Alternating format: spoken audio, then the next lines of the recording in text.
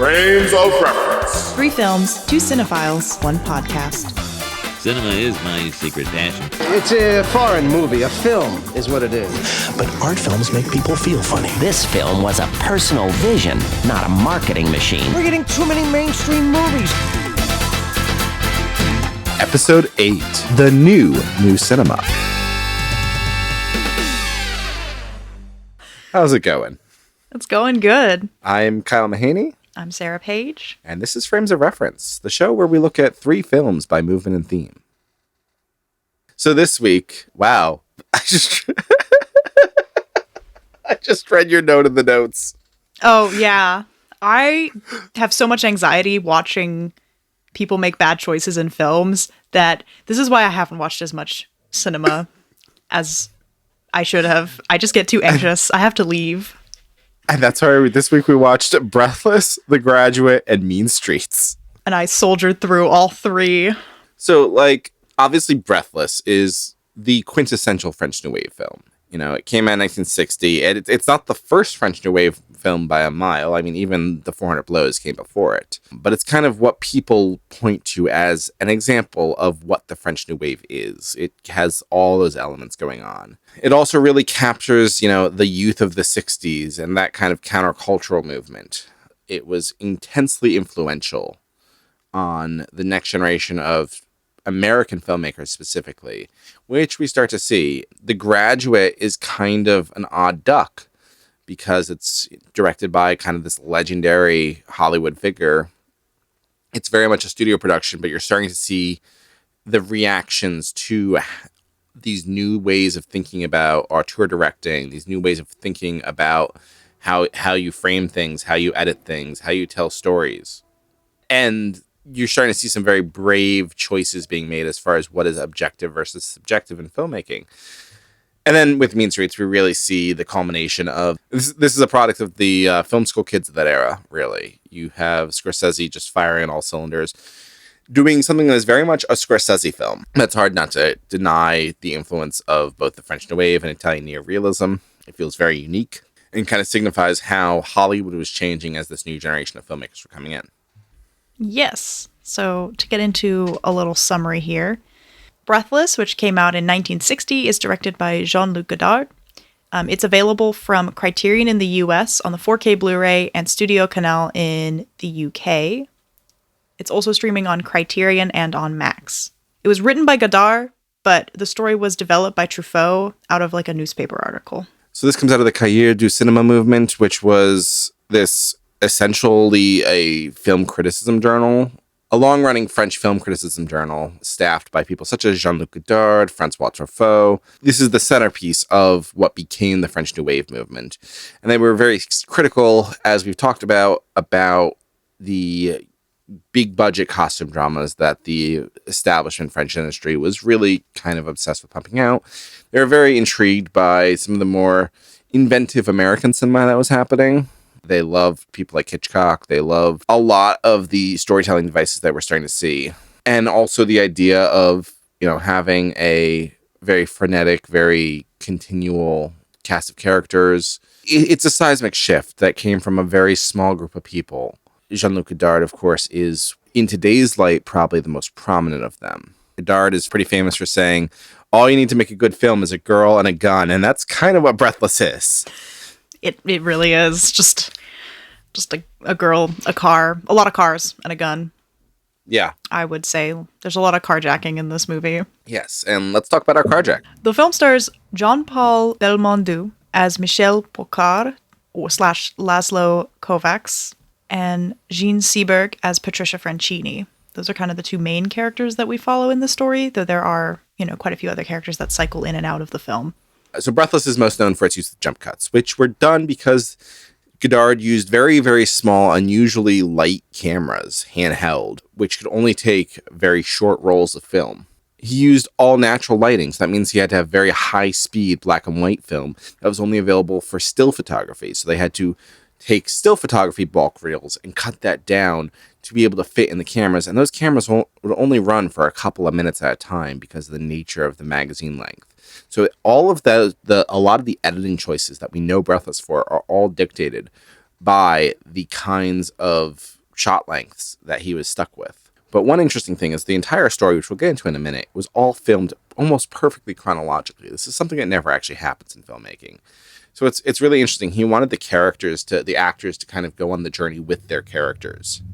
I do think that's super interesting as like a filmmaking choice to do everything chronologically, because I can't think that it was the most organized probably way to go about production based on scheduling and things like that and moving Absolutely locations.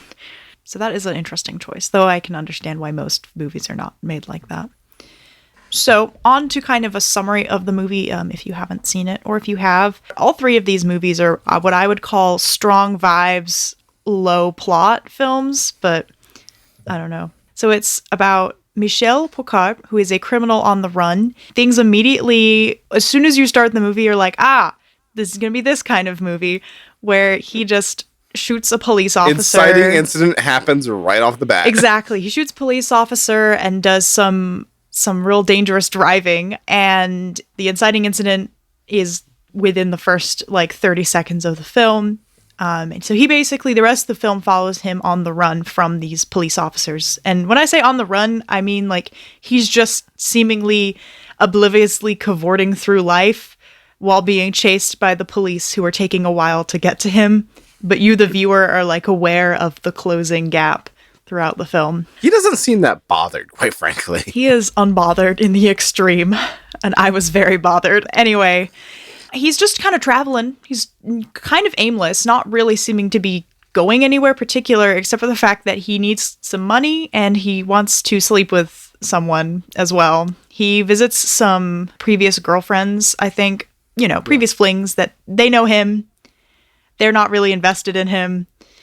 He shows up and steals some money. He's like, we should go out. And this girl's like, no. And he's like, okay, bye. And he just takes her money without her noticing. But basically, long story short, he runs into this girl that he actually does really quite like, Patricia Franchini, who is an aspiring American journalist who's selling newspapers for the New York Herald Tribune.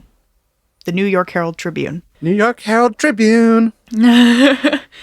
Michelle is trying to get Patricia to run away with him to Italy. She's not aware of the crimes that he's committed. She's just living her life as a young professional, and he's like, we should just leave the country together and fall in love and hang out. Basically, she's like, no. And then over the course of the film, starts to maybe change her mind.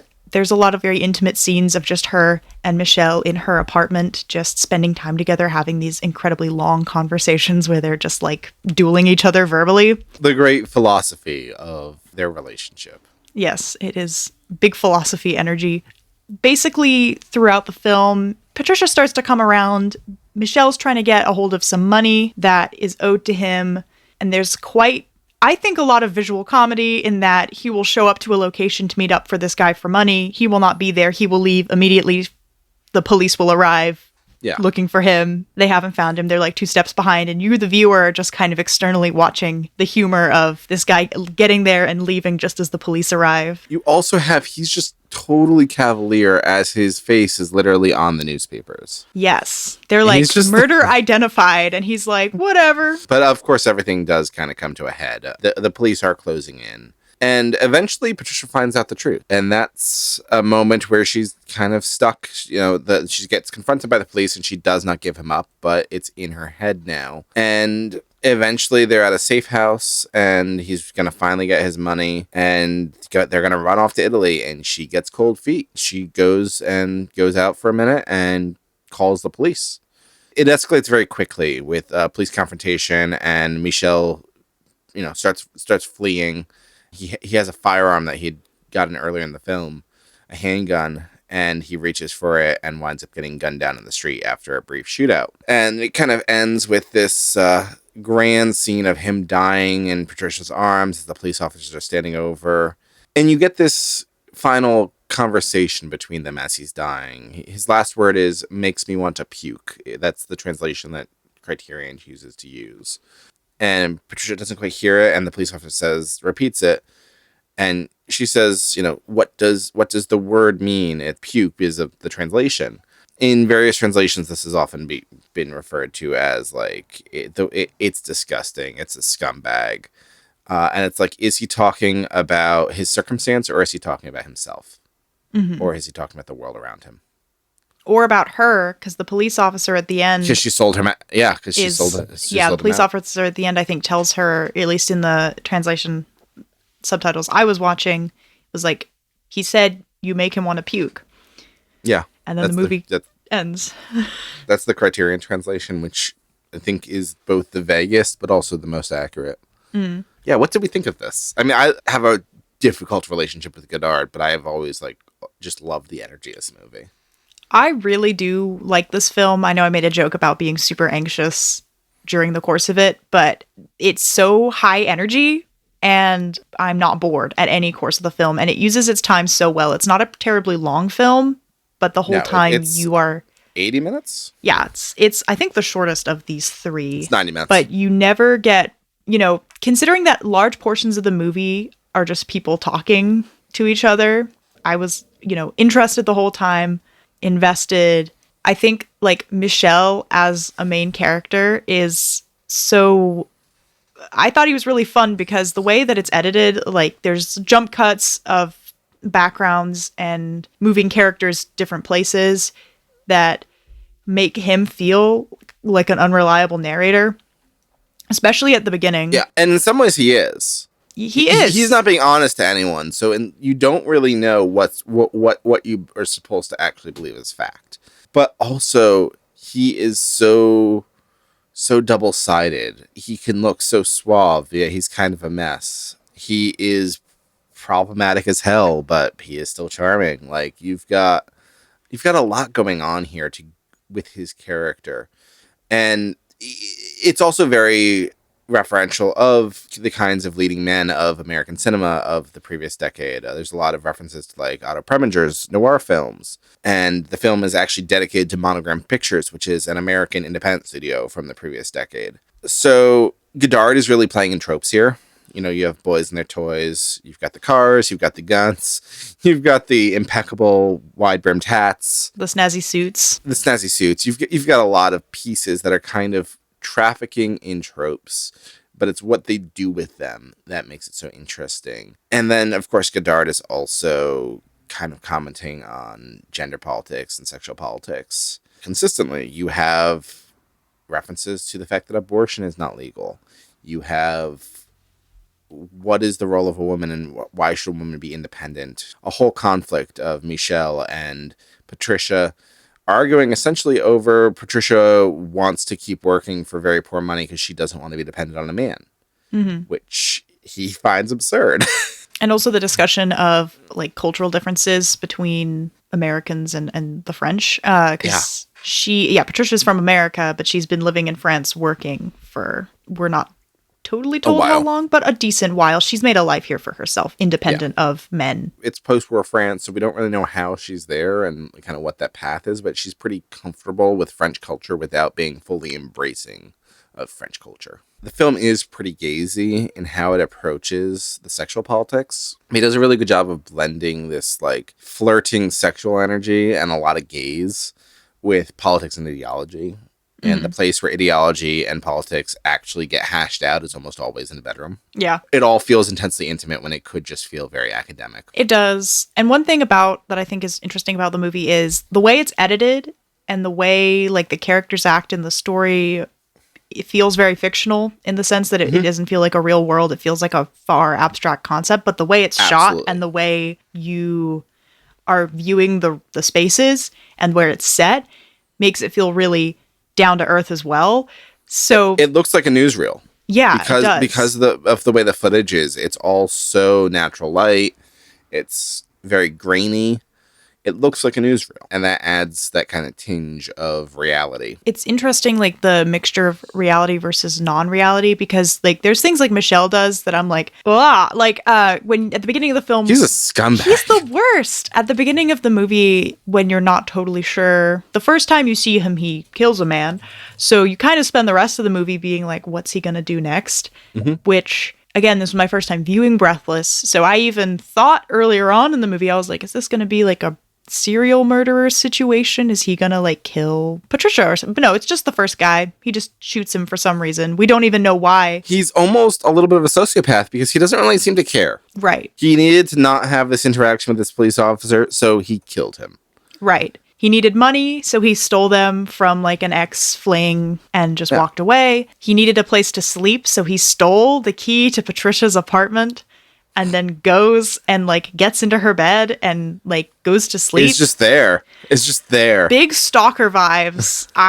And you know, the fact that the film has like a mixture of being very attached to reality but also being very distant from reality kind of, I guess, softens the blow a little bit. But I was like, wild choices on Michelle's part that kept me like throughout the film being like, what are you going to do next? What are you going to do next?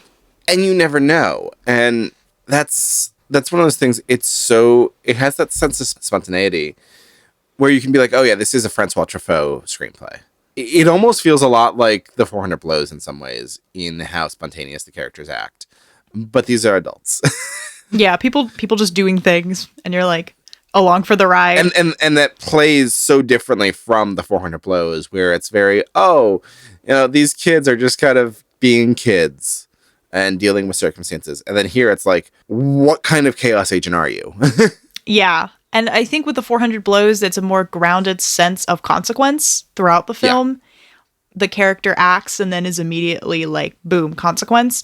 Whereas Michel gets his final comeuppance, right? Patricia turns him in and he dies. But he's skating for so long before that closes in. Yeah, unbothered.com, just skating along right up until the last part of the film. Even when Patricia tells him, like, I've turned you in, you need to run. He's like, whatever. He actually is like, I forget, he's like, that's a choice. I forget what he says, but there's dialogue there. Yeah. And he's just kind of like disappointed.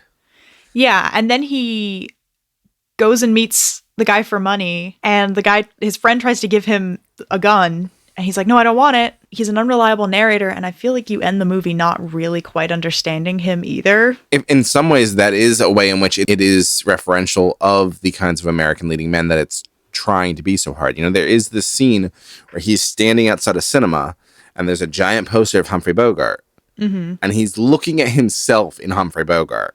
We have that kind of suave, polished, but morally ambiguous noir character. He's seeing himself as a Sam Spade. Mm-hmm. He's seeing himself as this kind of person removed from the law, so consequences removed. And I think that's a really interesting idea about how the fantastical elements of some of the very exaggerated mediums like noir can play with our understandings of reality. Godard is really kind of tapping into a culture war as well because, Patricia is very traditional on a lot of the culture she's interested in. She's interested in the classics. She's interested in, opera and classical music and famous literature. And I think also from an upper class, like American family, she makes a comment about if she doesn't study or do a certain thing, like her parents will stop sending her money. Yeah. At the very beginning of the film. So she's from like an upper crust, higher society America, but she's like slumming in Paris. She's slumming in Paris. Yeah, right. She's roughing it out or whatever. She chooses to be there because she's interested in being there and wants to be independent, but at the same time, she's not as independent, I think, as she would like to be, or acts more independent than she is. But she is very, classically educated and interested in the arts versus Michel is not interested in literature. He's not interested in classical music. He experiences art through what's popular. He experiences cinema. He experiences, what's on the radio. So we see this divide of he is emulating a lot of these like American crime figures and stuff like that. You're kind of seeing commentary on how the youth movement is less cultured. Even though he's older than her, he's reflecting a lot of what was going on culturally in this time, which of course that's been the criticism of youth movements for generations, but I think it was particularly at the center of discussion in the early 60s when you have rock and roll coming in and stuff like that. Yeah, and then to kind of shifting gears over to The Graduate, the film focuses a lot on youth, choices of youth. It does have, again, that clash of young people breaking out of the mold that has been set for them by older generations and rebelling against that, while also stressing me out a huge amount. So The Graduate is on many lists of one of the greatest American films of all time. It was directed by legendary director Mike Nichols, who you probably know for Who's Afraid of Virginia Woolf. Mm-hmm. Big Hollywood director, lots of theater experience, lots of Hollywood experience. And he goes and makes a film that is so countercultural in just the way it exists, in all of the choices. The Graduate is available from Criterion in the US and Studio Canal in the UK, though there are rumors of a 4K release coming, so maybe, be careful there. It's also streaming on Criterion. The film was nominated for 7 Academy Awards, including Best Picture, and it won Best Director.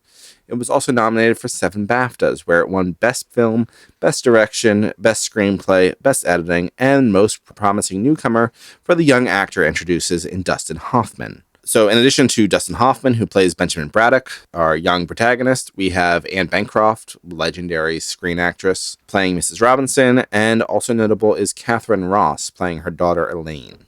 So this movie follows young Benjamin, played by Dustin Hoffman, who has just graduated from college and returned to his upper class family in the suburbs. He's worried about his future and very disillusioned with the life that he currently has, what he's returned to. You see this really big disconnect between him and his parents. They're throwing a graduation party for him, and it's all of his parents' friends and none of his friends. And you gotta make sure you pay attention to the plastics industry. It's really kind of driving home that cultural divide in the first few minutes. Yeah, he's just not interested or invested, and he seems to be very bothered by his current preoccupation, which, whether you are or not supposed to be deeply preoccupied with your existence after you graduate, is up to you. But yeah, so he's at this party and he ends up reconnecting with a family friend, the wife of a family friend, basically, Mrs. Robinson. She gets him to drive her home, and they end up having an affair together. Just to rip that Band-Aid off. I'm sure everybody probably knows the plot of The Graduate except for me. But basically, he spends a decent portion of his summer just running off and spending lots of quality time, shall we say, with Mrs. Robinson. But the pressures of his real life are sort of coming in, where his parents really want him to date Elaine Robinson, Mrs. Robinson's daughter, take her out on a date. They want him to get involved with planning for his future, things like that. Mrs. Robinson forbids Benjamin from ever taking Elaine out on a date, which makes sense because she's been having an affair with Benjamin. But basically through very awkward social interactions, and basically Benjamin is forced to take Elaine out on a date, and he takes Elaine to a strip club and treats her like crap and just gives her an all-around bad time. And that's still not enough.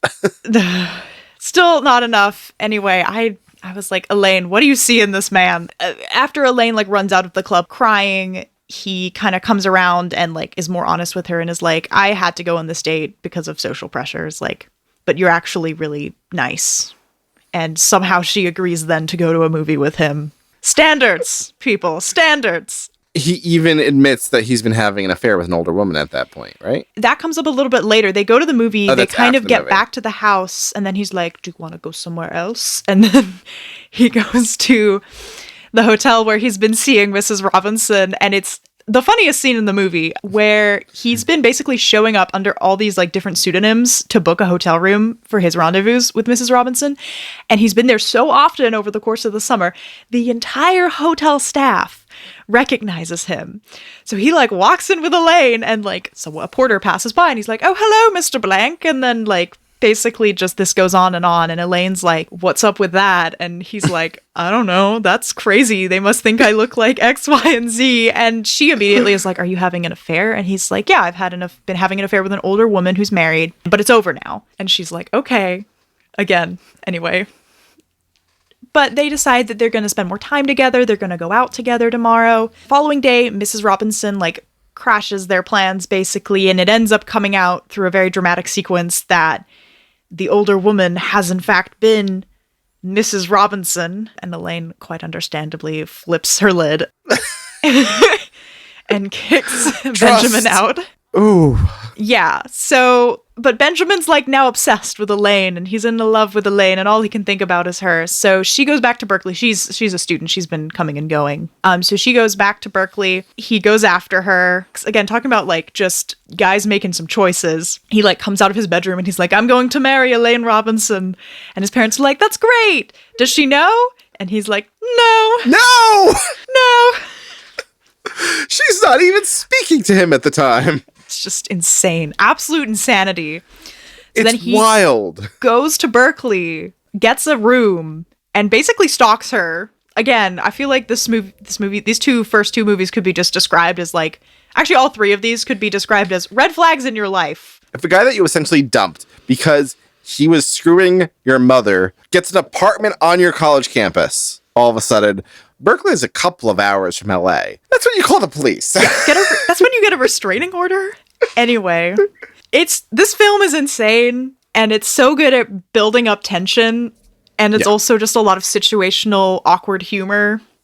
And I'm just there, just like, how did this happen? Yeah. So, how did we get here? How are we going to get out of it? Basically, though, he's basically following Elaine around on campus, gets on a bus where she's heading to the zoo. He gets on the bus with her casually, and these other random poor passengers are burdened by this discussion they both have. Their absolute drama. She's going to the zoo to meet a friend. A friend who very clearly wants to be more than friends.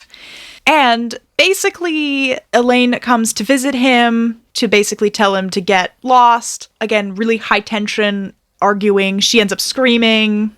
The landlord for Benjamin's rooms is like, you need to leave. Like, everybody else in the film is aware that Benjamin's like the worst. Yeah. Like, the landlord was like, I don't like you here. You cause trouble. He is a walking red flag. What did he major in college, I wonder? But anyway, moving on. He doesn't seem particularly motivated in using his degree for a, career. Yeah. He doesn't make a single, like, attempt at career, which we can get into some interesting discussions of, like, privilege. Yeah. Elaine and him end up, making up in some way or another. Again, some poor communication, I feel like, is being displayed, but Elaine, for some reason, is enchanted by Benjamin. Maybe he just has a really strong personality. Elaine's parents find out that Benjamin is there. They come up and they basically whisk Elaine away overnight to have the world's fastest arranged wedding with this friend that Elaine had met up previously with the film, who's like the son of a doctor. And Elaine's father, who at the beginning of the film runs into Benjamin and is like, you should sow some wild oats and live free, enjoy your youth. And the dramatic irony is not lost on you in both that moment and then later in the film, because obviously Benjamin has an affair with his wife and falls in love with his daughter. So not quite what he intended in giving that man-to-man advice. Exactly. So I kind of feel like it's justice for Mr. Robinson. He deserved that because he said, let boys be boys, and he got a consequence. Yeah. I mean, absolutely. Also, we can get into in a little bit all of the why is Mrs. Robinson so unhappy aspects of this. Absolutely. Who I think Mrs. Robinson's the most interesting character in the film by a long shot. But just to get back to what happens at the end of the movie, which I think is maybe the most insane part, but maybe not. Benjamin is like, I gotta crash this wedding. He doesn't even know where the church is. Literally. He doesn't even know, like, he does nothing. He goes to the frat house of her groom and is desperately trying to find out any information. Sets out on a drive to head back to where the church is. His car breaks down. He has to basically like come up with a bunch of different ways to get to this wedding. He arrives late. He arrives just as they are kissing during the finale of the ceremony. And there's this iconic shot of him up on the balcony of the church, which is like this mid-century modern church. And it has like a glass divider, and he's banging on the wall, banging on the glass divider at the balcony. And, he can see down and they can see up, just really iconic shot. He's interrupting the wedding. They're married. Like, it's done. But he's clearly there. He showed up. And Elaine decides to, as he's being chased out of the church, run after him and join him. So the ceremony stops in chaos, just as it's basically finished, and she leaves, running out with the entire wedding party trying to chase them. They lock the wedding party in the church with all the guests, and they run to the street. There's a bus stop, and they run onto the bus and jump in the bus and start riding away together. No plan, no thought, just riding away together. She's in a wedding gown. And that's how the movie ends. Yeah, it ends right at that moment where you're just about to say, what now? And just boom, movie over. There's so many scenes in this movie, like while I'm stressed out about the characters and the choices they make and in the insanity or whatever, neither here nor there, what I love about this movie is the little scenes and the little sequences are really funny and very good at building tension. I think that's really what's so interesting here is, Nichols worked with Sam Osteen, who was a very masterful editor. And he was under certain constraints from the studio. They had to shoot it like it was a traditional Hollywood film consistently. So all these sequences that are actually very frenetic in the film are shot through as long, straight takes in the coverage. The studio wanted to be safe in case the experiments didn't work. One of the interesting things is while Breathless is this nonstop frenetic journey, The Graduate has these long passages where it's almost slow cinema. It lets you drink in how boring the circumstances. Right. It's very pedantic. You have to live in the anxiety of what could happen for a long time. It builds very slowly. And then you have these iconic sequences that are intensely frenetic, that so much happens. They're very non-traditionally cut. There's a lot of release. And it's that kind of build and release tension that I think makes it so effective. Yeah, and with those builds and releases of tension and also the emphasis on like the drudgery of living in this like upper class, super constrictive society that Benjamin is born into.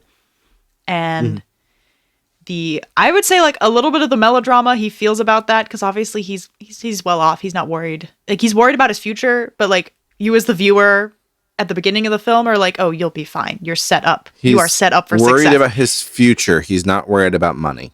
Yeah. And then you watch him throw a lot of his opportunities, we shall say, or prospects away throughout the course of the film. So at the beginning of the movie, you're kind of like, well, you're all set. And by the end of the movie, you're like, oh. You just blew everything up. I think that's really interesting. You have this kind of battle of, it's really he decides to stop doing actions that please his parents as goals, and instead starts to do things that he wants, which we don't really see him actually do anything he wants. I'd argue even the affair with Mrs. Robinson is not necessarily something he wants. No, I would say honestly, it's about boredom. It's about boredom, and I would say initially, because he has no interest in her. He turns her down flat. There is, I do think, very reasonably, you could take this through a lens of kind of a predatory or manipulative angle from Mrs. Robinson. She's bored, clearly unhappy in her marriage. She's looking for something to also break up the monotony. He is also living in a monotony, and so that kind of complicates things, I feel like, a little bit with their relationship. She pushes through a lot of resistance from him. Yeah. I wouldn't go so far as to being like, is there a consent issue here? Because he does very clearly go through with it, but it is an uneven relationship as far as the power dynamic. That said, they're both miserable because of this kind of dehumanizing atmosphere, the wealthy Los Angeles suburbs in the 60s, in different ways. Yeah. So they are kind of perfect in that respect. They are. Mrs. Robinson is very controlling, not just in that aspect. We see in a lot of other things, she is a controlling, dominating person. So she's trying to find individuality. He's trying to find individuality. She's trying to find fun. She's not looking for anything. She's not looking for conversation. There is no pillow talk. That's true. And I was going to say there's something really interesting, because going back to this idea that both Mrs. Robinson and Benjamin are constrained by the society they live in, at the end of the movie, she is really upholding that which has trapped her when she's trying to get Elaine to marry this other guy. And she's she's protecting the culture that is her breadwinner. Exactly. And she's basically like, you can't escape this or whatever to Elaine. And Elaine's like, it's too late for you. or I think she tells like Elaine, it's too late. You've just married this guy. And Elaine's like, it's too late for you. And the fact that both Elaine and Benjamin run out of the church and lock Mrs. Robinson in there with the rest of she's trapped. society. She's trapped in her culture. She's trapped in her culture. She could not escape. And the fact that the doors are locked with a cross, I find the imagery incredibly interesting.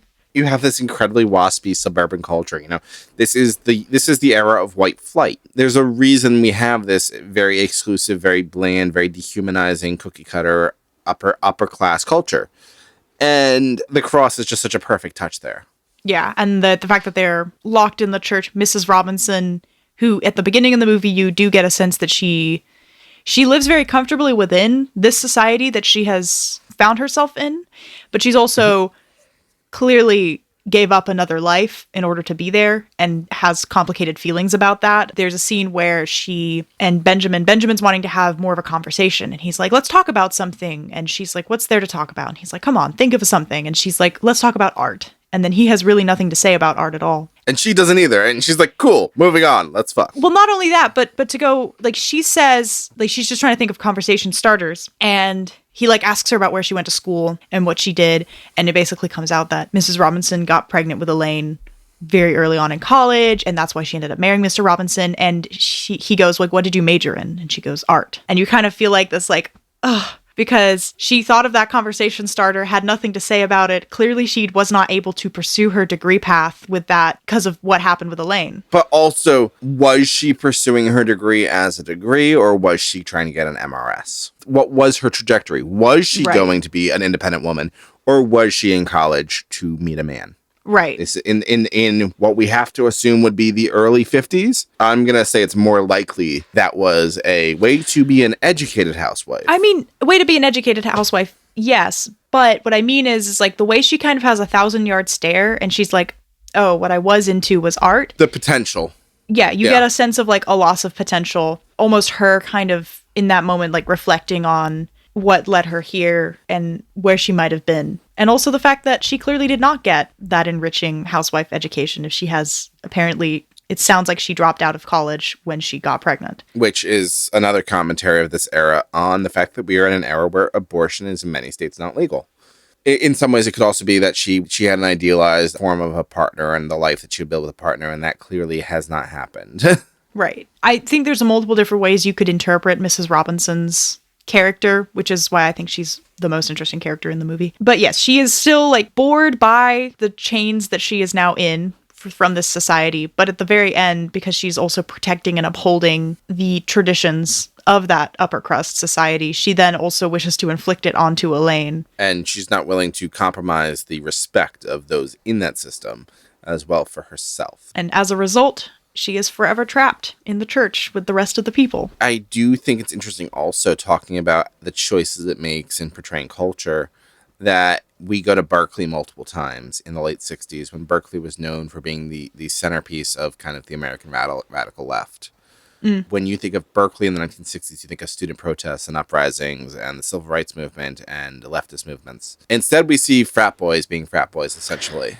And that's a real culture clash. And I think it has to be an intentional choice to distance from that perception. Also, the intense melodrama that Benjamin has going into all the situations in this movie is like not lost. Like the very beginning of the film when he's coming home from college is Simon and Garfunkel's Hello Darkness, My Old Friend. Yeah. He's just journeying home looking absolutely miserable and dramatic and emotional, and then he gets there and it's like, oh, you're at your parents and you're having a party, you know, like there's this. Yeah, The Sound of Silence is a song that had been out a couple years before, but this film really gave it an identity. You know, that the soundtrack is almost entirely Simon and Garfunkel, and it's kind of crazy the level of mood they're able to evoke through their music, which I mean their music is great, it's always super evocative, but it seems to hit every beat of the film to perfectly match. Hey, Mrs. Robinson was obviously at least partially written for the movie. It was the lead single coming out of the film. You didn't have movies using music in this way prior to that in America. They are pop stars. There is no score to this movie. It is all popular music clearly non-diegetically to mean it's not playing in the scene, blended into the storytelling, and it's one of the most memorable parts of the movie. And that's just another way it manages to feel very different from a lot of the other Hollywood films that era. It is interesting it came out the same year as Bonnie and Clyde, which is, of course, an iconic, man on the run story based on Bonnie and Clyde. Right. That has a little bit more of a direct parallel to Breathless, I feel. It's because it's kind of the same story in many ways. Yeah. I think that would be a much simpler comparison to make because it is, you look at it and you go, oh, this was influenced by Breathless. Like, it's very direct. Like, sure, it's obviously influenced by the old American gangster movies, but the biggest similarity appears to be Breathless. And The Graduate is a lot more subtle because it's able to play with so many different forms of genre, the way it's able to have these long dramatic moments, and then it's really tight frenetic sequences. The way it's more careful and cultured in its aesthetics is, I think often overlooked how influenced it is by what was happening in France. Yeah. It also makes some really just brave choices in how things are shot. You have the sequence when she first propositions him, where it's cutting pretty tightly on her body as very sudden flash cuts. And you can really kind of, it feels very subjective to the anxiety that Ben is feeling. You have a shot through her legs with him in the frame as he's trying to deny her. He's trying to say he won't sleep with her. Or it's the famous line, "Are you trying to seduce me, Mrs. Robinson?" And she has her leg up on the bar and the camera is shot through the legs at his perspective. And it's like, kid, yeah. What do you think? And then she's like, would you like me to seduce you? It's playing with the technology, allowing them to have smaller camera rigs. It's playing with non-traditional filmmaking that would have felt incredibly fresh in 1967. And then the other editing sequence that comes to mind, which is a little less provocative than those examples, but there's a part where after they've started having the affair, Ben is sort of going through the cycle of get up, go out, meet with Miss Robinson, come back. And he's just sort of the camera's focusing on him and the background is shifting and moving depending on his location, and it's a super smooth transition of him from his bedroom to the pool to in the bed with her back to the pool, and it gives this sense of the monotonous drone of a repetitive passage of time when you're stuck and you can't get out. I mean, there's so many great editing choices in this movie. There's a lot of famous match cuts. There's the famous shot of him jumping into the pool and he's actually jumping into bed. Yes, that's film school 101. That is ballsy filmmaking because you have no idea if that's going to actually match up because technically it doesn't. Right. But it works. It looks great. It works. You also have the interesting choice of there's a lot of scenes where dialogue pre-rolls the cut. So you hear the next scene's dialogue before the camera actually cuts, which is it's just a quirky choice. It lets you kind of know what's coming while you're still focused visually on the previous environment, which is usually the bedroom at the Robinson's house. Right. Or at the hotel. No, the bedroom at the hotel. Yeah, sorry. The Graduate is one of the greatest films in American cinema, and I think it so perfectly captures the melancholy of mid-century America. This movie is more interesting or more fun to talk about, I feel than watching it. Maybe that's just because I'm just too sensitive to situational and secondhand embarrassment. This is an anxious movie. This is an anxious movie. There is a lot of so many things to appreciate about it. Will I rewatch it soon? Probably not. But it will live in my head rent-free for a while. This was the first time I'd seen it in about a decade. And that's, yeah. What's funny is, so some of these movies I watch by myself and I'm making my notes and stuff while watching it. And then sometimes I'll watch it with a family member. And my mom was like, oh, I love Simon and Garfunkel. We have to watch The Graduate. And I have to watch it with you. And then she bailed halfway through the film. Yeah. She was like, I loved this movie when it came out. And then halfway through, she was like, all right, I've seen all the Simon and Garfunkel I want. Goodbye. You traitor. It is an uncomfortable watch. And our final film that we're talking about is Martin Scorsese's Mean Streets. Now, this is not his first film, but I think this is the first film that you can really see the Scorsese vision in his filmmaking. It's the first one that feels like a Scorsese film to me. This came out in 1973.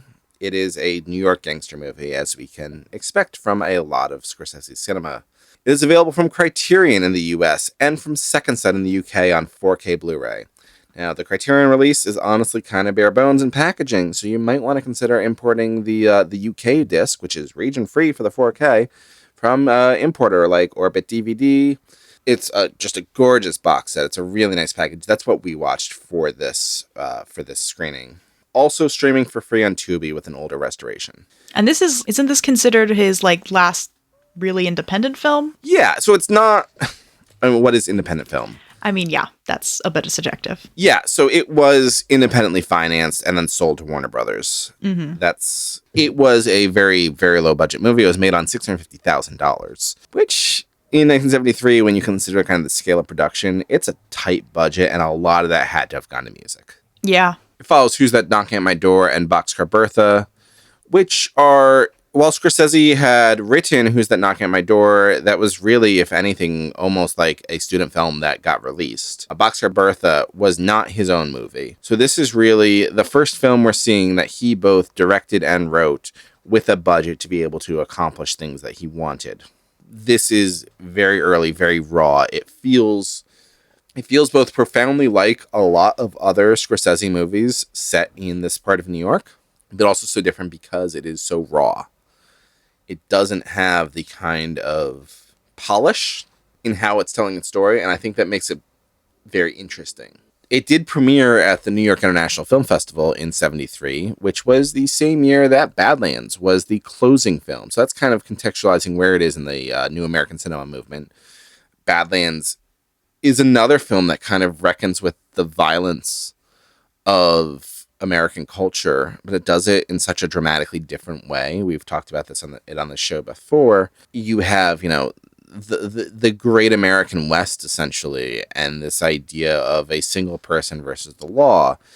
And this is something that Terrence Malick is exceptional at communicating, kind of like the depravity of humanity. While I think Scorsese is telling a very similar story about American violence, but he's doing it in a way that is able to convey the kind of cultural divide and how insular Little Italy was for Italian American immigrants, and also the systematic ways we are violent as a culture.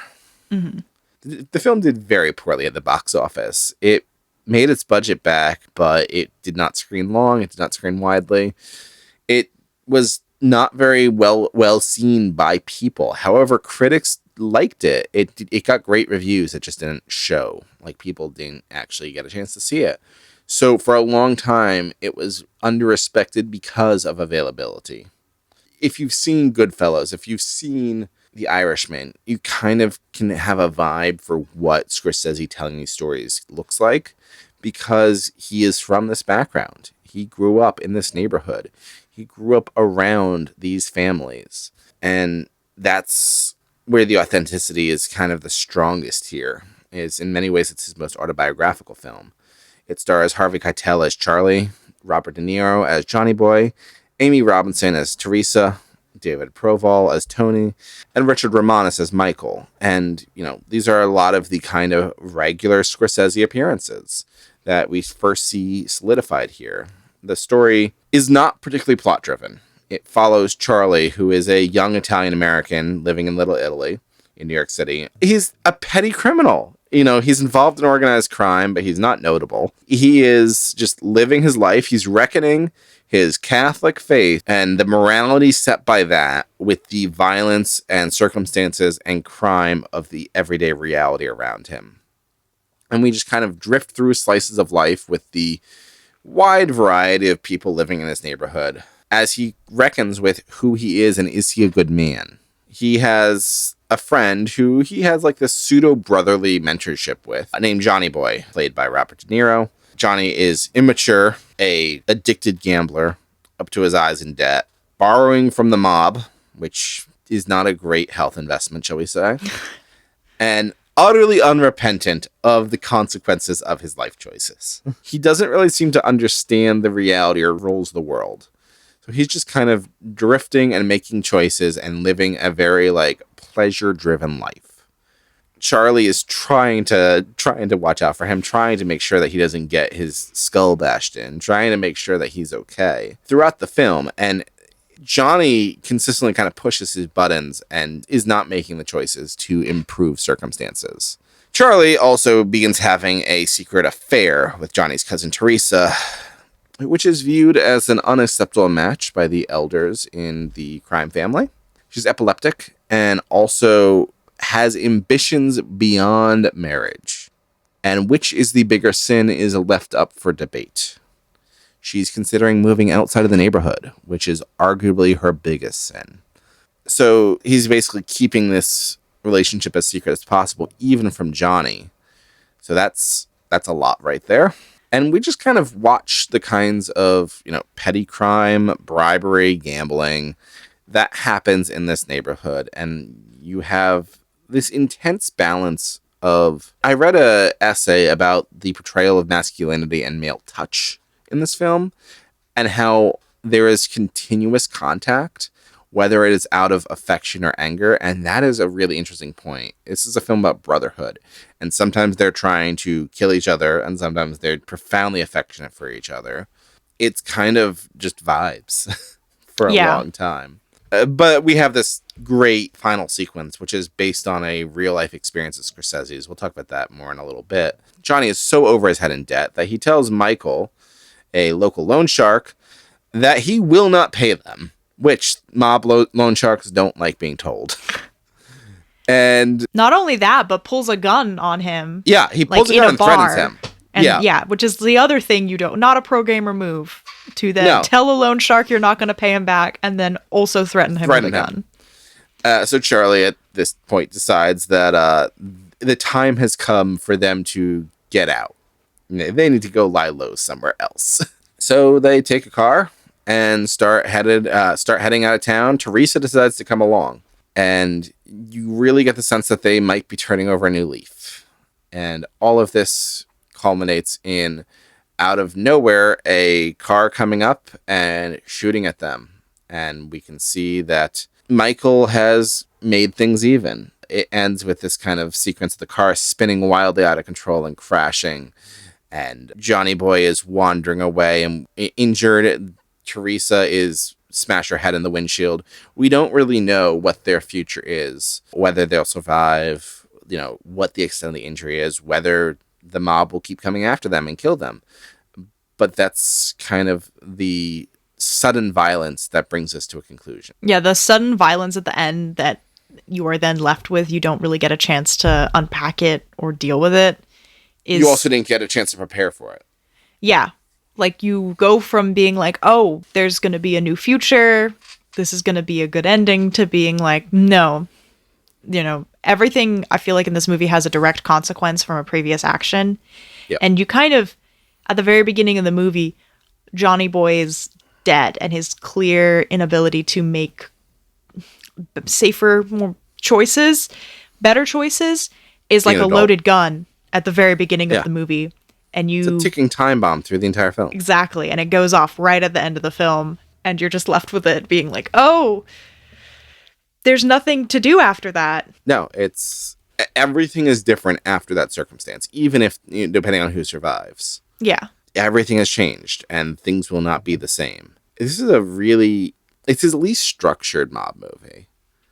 And it's not an easy viewing. I really love it. It's all vibes, and the compassion and care that they have for each other is so palpable. It feels like life. Like, it's very down to earth and feels very real, even though there's a lot of action and more hyper realized sequences, like the editing in the bar at the parties and the things like that. But it also feels very grounded and very personal. It's interesting because obviously Scorsese is heavily influenced by Italian neorealism. And you also have a bunch of influence from the French New Wave here. But I feel like the closest allegory is like the British kitchen sink movement. Mm. Even though it's shot with a lot more nuance than we would expect those kinds of films, there is a very cinematic aspect to how everything moves, how the life of the city works. But ultimately, it comes down to every interaction comes down to relationship. Yeah. Often specifically masculine relationships. In a culture that has a lot of hyper-projected masculinity. Yeah, the most impactful relationship of the film is Charlie's relationship with Johnny Boy. We also see the relationship with family elders. We see the relationship with local barmen. We see the relationship with local police. We see a sense of community between men throughout this movie. Yeah, characters like Tony and even the loan shark Michael, like it's like they from one minute, they go from being like family, like brothers, and then the next moment Michael is, coming after Johnny. But even that feels like a penance almost. Yeah. It has cause. Because that is the ugly world that they live in.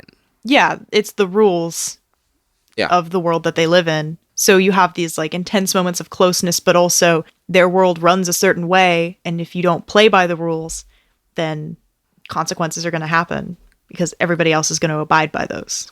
I also think it's interesting that this is such an autobiographical story. The shooting incident at the end is based on a real incident where Scorsese was hanging out with friends who were driving and were wanted by some of the mob for their debts. And he decided to get out of the car and go do something else at one point in the night. And that night they were murdered. Everyone else in the car. It's kind of Scorsese, who has always been a New Yorker, has stayed very close to his roots throughout his entire life, reflecting on the path untaken for him.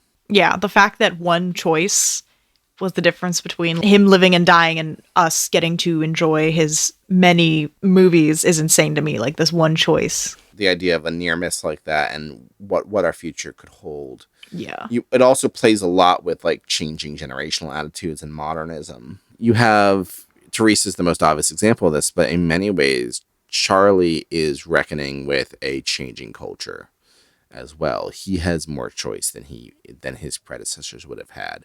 He's able to branch out a little bit from his neighborhood. And the like heavy themes of Charlie's religion, his Catholicism, and why he makes the choices he does. Like at the very beginning of the movie, there's a voiceover where it's like he's at a confessional in a church and he's saying like, I do my penance on the streets because that's where his life is.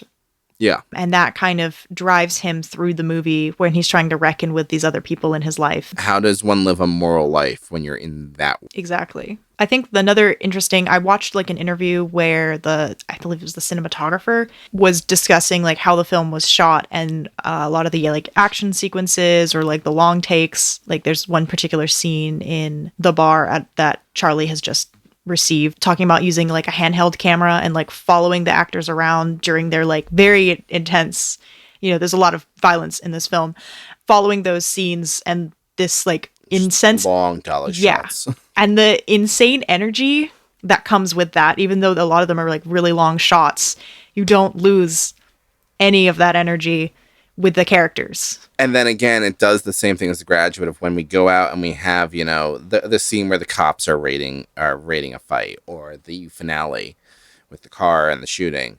Everything feels it's like it's happening very fast, but it's also very fluid, unlike The Graduate. It's very refined. It's very, we have a crane shot. It feels like the kind of protege to the American action movie. Obviously, Martin Scorsese is one of the greatest American film voices. I'm not even just talking as a filmmaker. I'm talking as a preservationist, as an academic. Mm-hmm. Scorsese knows cinema better than almost anyone else making movies today. He knows every facet of cinema. And that's really interesting because his films often blend genre and influence very seamlessly. We will be talking about Scorsese more in a couple of weeks, where we're going to deal with some of his less traditional movies. But I think Mean Streets is really interesting to look at because it is so raw and is so him. And we can kind of see all of those points of his trajectory going forward established here. Was this your first Scorsese film? Actually, yes. You never saw Hugo as a kid? I didn't watch Hugo. I've been told by many that I would have enjoyed Hugo. You would. I'm sure I'd enjoy it now. But yeah, this was my first Scorsese film.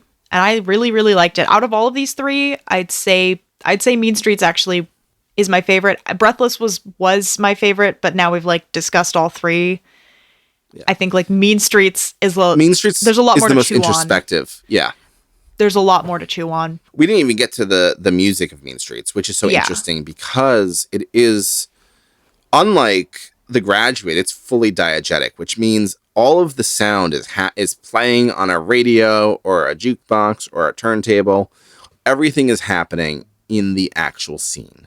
Mm-hmm. And that soundtrack is all popular music. We have some big band, we have some pop singers, we have rock and roll. We see the kind of cultural blending that is occurring at this time in this space. We see generations happen through the music that's being played. We can get a real vibe for what things felt like. And because it's all diegetic, it feels deeply integrated into these characters' lives. It also adds an authenticity that, all of the interior shots were shot in LA. It feels like you're in New York. Now, a big part of that is the actors are from New York, the filmmakers from New York, the exteriors are shot in New York, but it all comes together to feel like you're in a time capsule to, Little Italy at this time.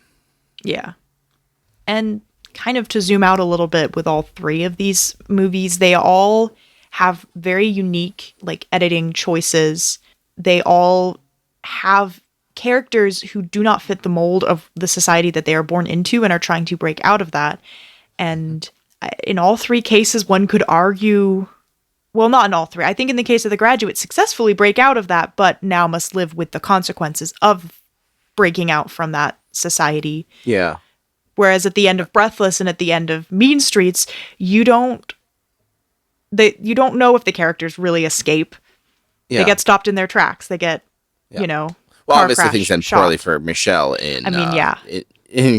But that is less about his story and that is more about Patricia's. But you have a much more ambiguous future for these characters in the other films. I would even argue, though, in The Graduate, yes, they get away, but they have no plans, they have no jobs, they have nothing. So, and in that final shot, you can kind of reflect on the authenticity of what do we do now? So I think they all kind of are in equal boats there. There's an unknown consequence or unknown future that may or may not be anticipated. Yeah. Will they be successful? Will they get away? We don't know. What will Patricia do after Michelle's died? Michelle and Johnny Boy actually remind me a lot of each other. Mm-hmm. They're just two dudes doing wild stuff and just seemingly oblivious to the consequences. And the people around them suffer. I found myself getting so frustrated with Johnny Boy because his total lack of care, both for himself and for others. You really feel the frustration Charlie feels, but Charlie can't let him go because he cares about him. He loves him. He can't just leave him behind, even though that would be the safe choice to make or the correct choice to make. But in Charlie making those choices, that also has a consequence for Teresa. The interpersonal dynamics, especially of Mean Streets, really sticks out to you as a thing that will kind of be what I'm thinking about well beyond just seeing this movie. And this was the first time I watched it. I will definitely be rewatching Mean Streets. Well, I think that about wraps it up for us. Please make sure that you have subscribed, that you are writing a review on whatever platform of your choice. Give us those thumbs up. They all really matter.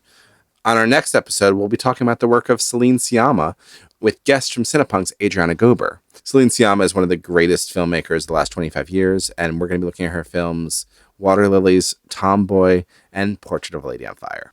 And thank you so much for watching this on YouTube or listening on wherever you get your podcasts from. Until then, I will see you next time, Kyle. Have a good one. You too.